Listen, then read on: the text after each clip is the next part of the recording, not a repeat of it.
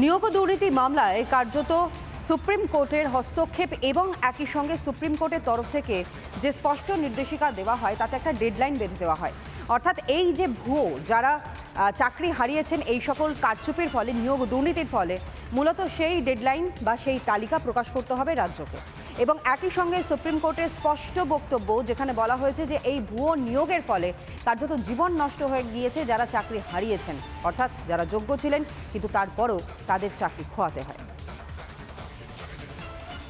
আপনাকে অযোগ্য তালিকা দিতে হবে, তাহলে এর মধ্য দিয়ে প্রমাণিত হবে মমতা ব্যানার্জির সরকার অযোগ্যদের চাকরি দেয়।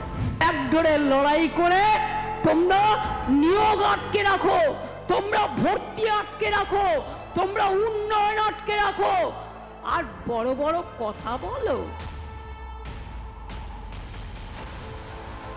শিক্ষা দপ্তরের ক্লাসে ঢুকেছে দুর্নীতির ভূত। দুর্নীতির দায়ে কোপে পড়েছে যোগ্যদের রুজি রুটি।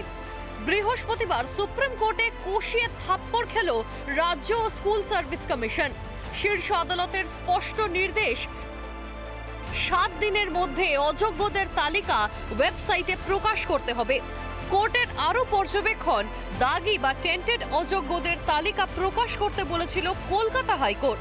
তারপরেও কেন তালিকা প্রকাশ করা হলো না? কেন অযোগ্যদের লুকিয়ে রাখতে চান? একই সঙ্গে কোর্টের সংযোজন, নতুন নিয়োগ প্রক্রিয়ায় নজর রাখছে কোর্ট। আদালতের নির্দেশ এদিক ওদিক করলে হস্তক্ষেপ করব। রসাতলে যাচ্ছে বাংলার ভূত ভবিষ্যৎ। চারিদিকে অরাজকতা, স্বজন পোষণ আর টাকা খেয়ে খেয়ে আবর্জনার স্তূপে ফেলে দেওয়া হয়েছে মেধাকে। এই টেন্টেড ক্যান্ডিডেটদের কোনোভাবে সাপোর্ট দেওয়ার চেষ্টা করছে, প্রথমে তাদের পরীক্ষায় বসানোর চেষ্টা করেছে। কি ইন্টারেস্ট রয়েছে এই West Bengal central school service কমিশনের যে তাদের লিস্ট না প্রকাশ করার? যখনই এই টাকা ফেরতের গল্পটি আসবে তখন তারা এই যে টেন্টেড ক্যান্ডিডেটরা যাদেরকে অরিজিনালি টাকা দিয়েছিলেন সেই সমস্ত শাসক দলের নেতা নেত্রীদেরকে তাদের কাছ থেকে টাকা ফেরত নিতে চলে যাবেন। যদিও মুখ্যমন্ত্রীর আবার অন্য দাবি, মামলার গেরোয় নাকি নিয়োগে জট। যারা কোর্টে কেস করে তারা একসঙ্গে কেস করে, আবার এসে আমাদের নামে নিন্দা করে। এরা 2 নম্বরই।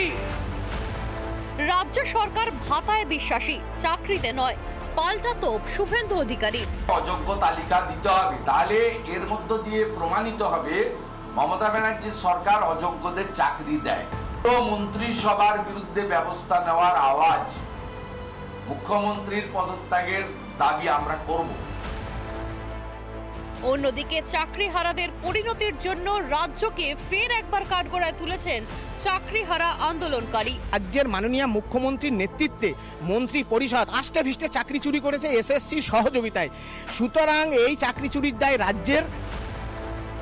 শিল্প নয়, চাকরি নয়, রাজ্য পেয়েছে কেবল প্রতিশ্রুতির ঝুড়ি। প্রায় 26,000 শিক্ষকের কান্নায় ভিজেছে রাজপথ। এই রাজ্যে কি তবে মেধার মূল্য নির্ধারণ হয় শুধুই চেকবুকে?